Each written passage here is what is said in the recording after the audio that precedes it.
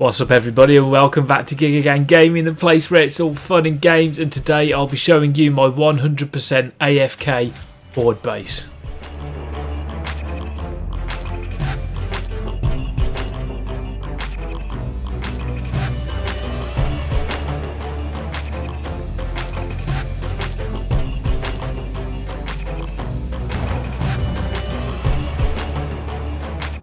Whoa, not yet, that's for later on.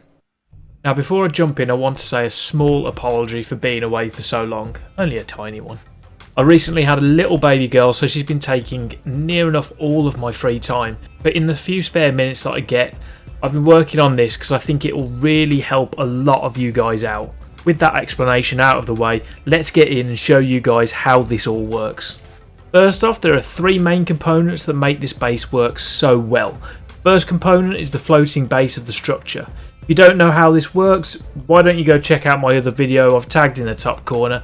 Now this doesn't work as well as it used to. Before, with this design, the Zeds used to run under and hit the blocks you were standing on, so you could just keep moving around and not really have to worry too much. Now they don't always move when you do, so they do destroy blocks quicker than before because they are concentrated on a block, but because of the amount of stability it has, this will still keep you alive on most Horde nights, definitely in the early ones, up to day 28. Just expect to be doing a bit more repairing in the morning. The second component came when I noticed that Zeds have trouble running on certain blocks, most notably this one, the pole-centered block. When you place these in a straight line, they can cause zombies problems, they slow them down a bit, but they can still get to you. Now this problem is amplified when you add a corner in like this. Most zombie types struggle now except some of the big guys, like the biker and the whites. This is where the third and final component comes into play. It might not look like much, but the catwalk V2 railing makes it so very few Zeds make it over one of these paths. This is because of the Fun Pimp's introduction of stumbling zombies when they fall. If you put one of these railings just before a corner on the pole-centered block, the Zeds would jump over this and then stumble forward when they land, causing them to go too far and over the edge of the path. Now that I've explained all these basics to you, this is what I've come up with. Look at this beauty. It's amazing, it works so well. You've got this ramp that takes you up here. The first corner is normal. In the second corner, you've had these pole-centered blocks and the V2 railing, catwalk railing. You've got 1, 2, 3 of these corners, just in case some of the zombies manage to make through 1. They probably won't make it through 2, and they most definitely won't make it through 3. I don't think I've ever seen any even make it past 2, let alone make it past 3. So this base, really, you don't have to worry at all. It's nice and simple. You've got a nice little open area in here where you can stand and wait for a zombie that's not going to come. You've got a nice little hole here where you can throw your Molotovs down. Now, why this works so well is because the first corner, if you line it up with the start of the ramp, they run across here. Most of them getting just inside this little fire pit area that I've got, and they all catch fire just as they're running across it, if you lob your Molotov in the right place, that is. So it works very nicely. Upstairs, you've got this lovely little crafting area, building room. You've got loads and loads of space. I've only used half of it, and look how many storage boxes I've got. I've got all my workbenches, chem stations, cement mixers, forges, everything that you could need in here. And I've still got the other half to use. This is just like my bedroom area. Then you've got your power supply here, which is supplying all of these little turrets. All in the corners, beautifully to take out them stupid flying buzzards.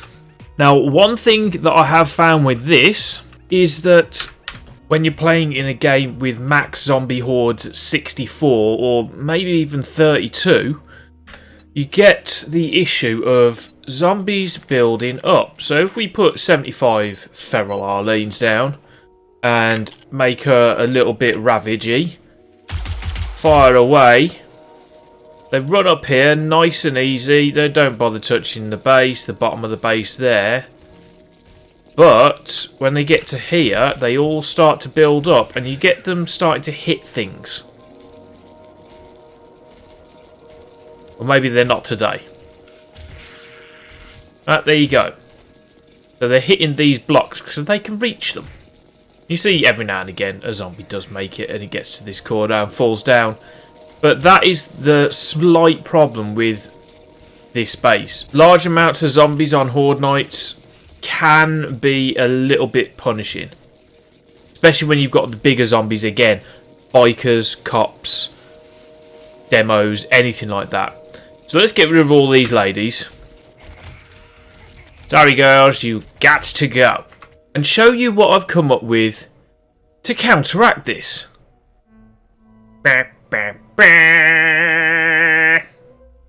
The giant one. It's just Big Brother. So what I've done here is, as you can see, I've made it a lot taller. But made the ramp here, made it going up here as soon as you hit that first corner. And then on that second corner, you've got the first lot of pillar blocks and V2 railings. Move up the next corner, you got another set. And on the next corner, you've got another set. And then you've got a final one. So you've even got four corners here. One more corner than on this one. But what happens with this one is they all go all the way up, get down here, and because they can't build up to there, possibly, they all fall down, land there, and most of the time, 99.9% of the time, they go all the way round and just keep on running round all the way. Now, you might be thinking this is a little bit more resource intensive than this little one down here. But it's actually not that bad. And here's my little secret. When we go into the block menu to find what shapes you want, if you go down to design, use these 3x3x1 shapes. Now these are amazing. Because you can just build and build and build. And now you're thinking, is the structural integrity any good with these? Well, if you make the first at least 2 rows of blocks at the base here, just normal standard blocks, because they're the ones that are going to get hit if anything's going to get hit. Everything else above it can be the 3x3x1s, because they still have the same strength as the single blocks, it's just spread out. They also show damage a lot more easily. So if I get my zombie killing pistol out, you shoot the blocks and they show damage a lot easier. Still got the same amount of health, but they show like they've already been killed. Or not killed, but really badly damaged. So it's really easy to notice which ones have been damaged and which ones haven't. I've tested this in a couple of different scenarios. I did a 10-minute day game with warrior difficulty. This took me 39 days to build, as you can see in the day clock there. It's nice and easy, pretty simple build. I haven't really gone too far into it. This is just like the basics of it. It works just exactly the same. It's a little bit smaller than the big one that I showed you. I think this was just a 3x3. Yeah, it's a 3x3 instead of a 5x5. So it was a little bit quicker to build, but not really much in it at all, really, because you're using 3x3x1 blocks. And because I got to day 39 with 10-minute days, that means that I built this before a 7-day horde when you're playing in normal time. Nice and easy, you're set for the rest of the game then. I tried it in another scenario, where again it was 10-minute days, warrior difficulty, but I also made it horde every night and I could only live in the wasteland. This was more difficult, but I still got it done by day 47, and that's with me making the base walls 3 blocks wide. So more resources were needed. I also got rid of the AFK bit, so I got rid of the poles and I got rid of the V12 railings, because I wanted the zombies to actually get up to me so I could kill some and get some experience during the horde nights. This made levelling up and actually surviving a little bit easier. But it also shows that this kind of base really works. Even if you don't want it to be an AFK base, you can just use it like a normal base and it works brilliantly. But that's enough rambling from me. So let's go see what this base looks like in action.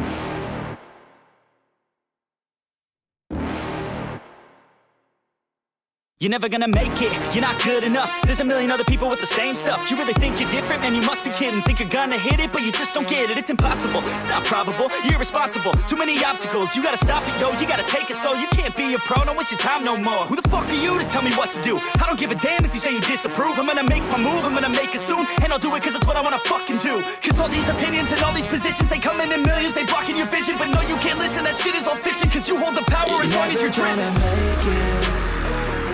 There's no way that you make it. And maybe you can fake it, but you're never gonna make it. Aren't you just gonna take that? Make them take it all back. Don't tell me you believe that. Aren't you just gonna take that? Or will you fucking fight back?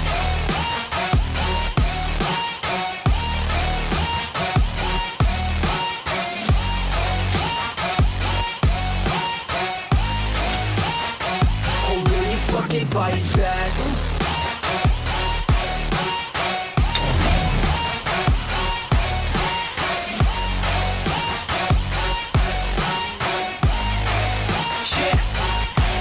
You ain't gonna make it, you ain't never ever gonna break it. You can never beat them and they're better than you face it. Thinking that they give a damn, you're not, think a straight kid. No, they don't give a damn, you got what I'm saying? I'm not fucking playing, I'll give it to you straight, man. There's too many others and you're not that great, man. Stop what you're saying, stop what you're making. Everybody here knows that you just There you have it. Very little to no damage done to the base. None got up. She's having a little bit of a swing, but she'll get bored and move on, as you do.